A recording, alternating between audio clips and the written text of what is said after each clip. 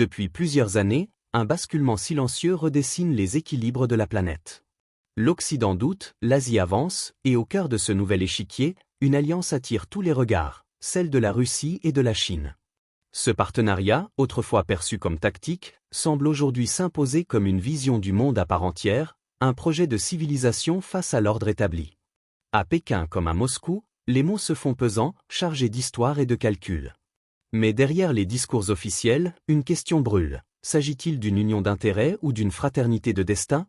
Lorsque Vladimir Poutine déclare, face à ses interlocuteurs chinois, « Frères et sœurs, nous sommes sur la bonne voie », il ne prononce pas une simple formule diplomatique. Il trace une ligne d'horizon, une promesse d'équilibre nouveau, où la coopération remplace la rivalité, et où la puissance se conjugue au pluriel.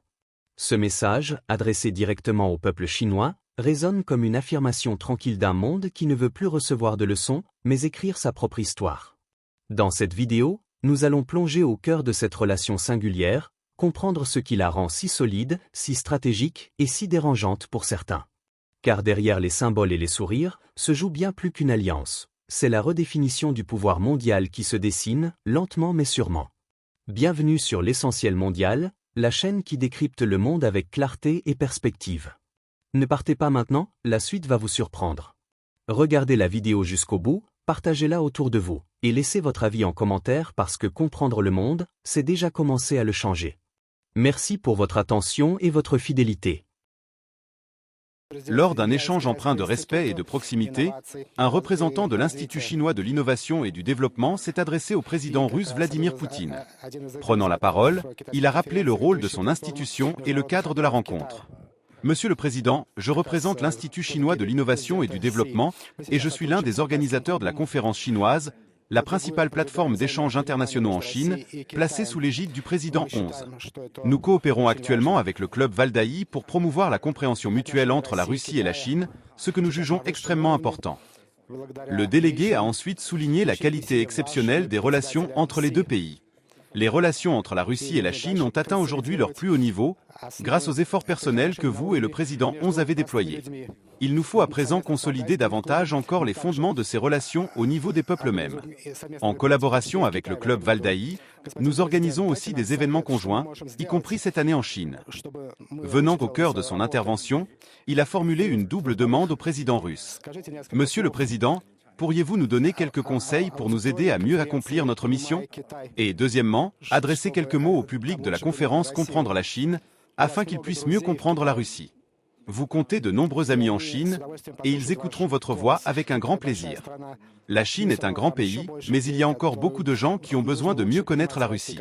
Un message personnel de votre part serait d'une aide précieuse, non pas en tant que grand dirigeant ou homme d'État, mais comme un frère s'adressant à ses frères et sœurs chinois.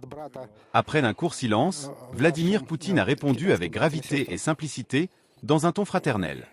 Vous savez, je ne peux dire à mes frères et sœurs chinois qu'une seule chose, nous sommes sur la bonne voie. Il faut continuer ainsi, chérir les relations que nous avons bâties et faire chacun à notre place tout ce qui dépend de nous, que nous soyons au sommet du pouvoir, à un poste d'ouvrier, sur une scène de théâtre, devant une caméra, ou encore dans une université, qu'elle soit supérieure ou secondaire, pour renforcer cette coopération. Elle revêt une importance capitale, tant pour le peuple chinois que pour le peuple russe. Je tiens à vous remercier pour tout ce que vous avez accompli jusqu'à présent et à vous souhaiter plein succès dans vos efforts. De notre côté, et je suis certain que le président Xi Jinping partage pleinement ce sentiment, nous ferons tout ce qui est en notre pouvoir pour vous soutenir. Ainsi s'est achevé cet échange symbolique, dans lequel Vladimir Poutine, délaissant un instant le ton du chef d'État, s'est adressé aux Chinois comme à des proches, avec des mots simples mais chargés de sens. Un appel à la fidélité, à la compréhension mutuelle et à la continuité du partenariat russo-chinois. Ces derniers jours, une séquence diplomatique a particulièrement retenu l'attention. Celle du message personnel adressé par Vladimir Poutine à la Chine, en marge d'un échange entre le club Valdaï et l'Institut chinois de l'innovation et du développement. À première vue, rien d'extraordinaire, un discours de courtoisie, quelques mots de fraternité, des promesses de coopération. Mais à y regarder de plus près, cet échange révèle bien plus qu'un simple geste amical. Il s'inscrit dans une dynamique de fond, celle d'un rapprochement stratégique et idéologique entre deux puissances qui, ensemble, cherchent à redéfinir les règles du jeu mondial. D'abord, les faits. L'échange s'est déroulé dans le cadre des relations sino-russes, aujourd'hui au plus haut niveau de leur histoire contemporaine. L'intervenant chinois, représentant d'une institution proche du pouvoir à Pékin, a rappelé la collaboration active entre les deux pays, tout en sollicitant de Vladimir Poutine un message destiné à mieux faire comprendre la Russie au public chinois. La réponse du président russe, sobre et symbolique, « Frères et sœurs, nous sommes sur la bonne voie », a été perçue comme un message de confiance, mais aussi comme une déclaration politique subtile, celle d'une convergence culturelle et spirituelle entre les deux nations, bien au-delà des accords économiques ou militaires. Ensuite, pourquoi est-ce important ? Parce que cette séquence illustre la consolidation d'un axe stratégique Moscou-Pékin qui ne se limite plus à la réaction face à l'Occident, mais qui s'impose désormais comme une alternative assumée à la domination occidentale. Sur le plan géopolitique, elle témoigne d'une diplomatie de symétrie. La Russie apporte son poids militaire et énergétique, la Chine son influence économique et technologique. Ensemble, elles cherchent à bâtir un monde multipolaire où l'équilibre ne serait plus dicté par Washington ou Bruxelles, mais partagé entre plusieurs centres de pouvoir. Ce rapprochement répond aussi à des besoins mutuels. La Russie, isolée par les sanctions, trouve en la Chine un partenaire économique vital. La Chine, quant à elle, y voit une alliance stratégique pour sécuriser ses routes commerciales et renforcer sa position dans le grand jeu planétaire. Mais au-delà des calculs, que change réellement cette dynamique ? À court terme, elle redessine les cartes d'influence. On le voit dans les échanges commerciaux, dans les exercices militaires conjoints, dans la convergence des discours sur la souveraineté et le refus de l'ingérence.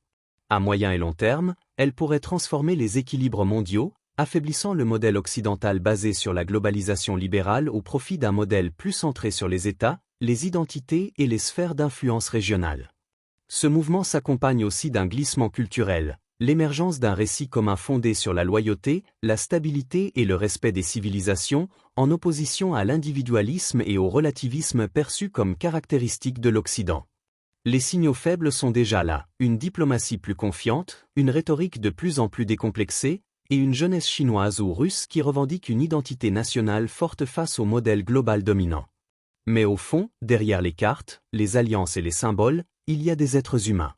Des millions de Chinois et de Russes qui, au-delà des frontières et des idéologies, aspirent à la stabilité, à la dignité, à la reconnaissance.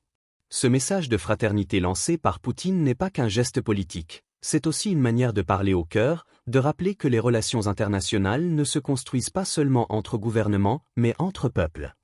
Il révèle quelque chose de notre époque, un monde en quête de sens, où les nations cherchent à retrouver une cohérence entre puissance, culture et valeurs. Derrière cette alliance, il y a donc une quête plus universelle, celle de se sentir à nouveau maître de son destin dans un monde en mutation. Et peut-être est-ce là la véritable leçon de cette séquence, la géopolitique n'est jamais froide. Elle est faite d'émotions, de mémoire, d'identité. Comprendre cela, c'est déjà comprendre pourquoi le monde change, et pourquoi ce changement ne se fera pas sans tension, mais peut-être avec plus de lucidité. Voilà, c'était l'essentiel. Si tu veux voir le monde autrement, abonne-toi et partage cette vidéo à quelqu'un qui aime réfléchir, pas juste s'informer. Merci de faire partie de ceux qui choisissent de voir plus loin que les apparences. Parce qu'au-delà de l'actualité, il y a toujours une leçon à retenir.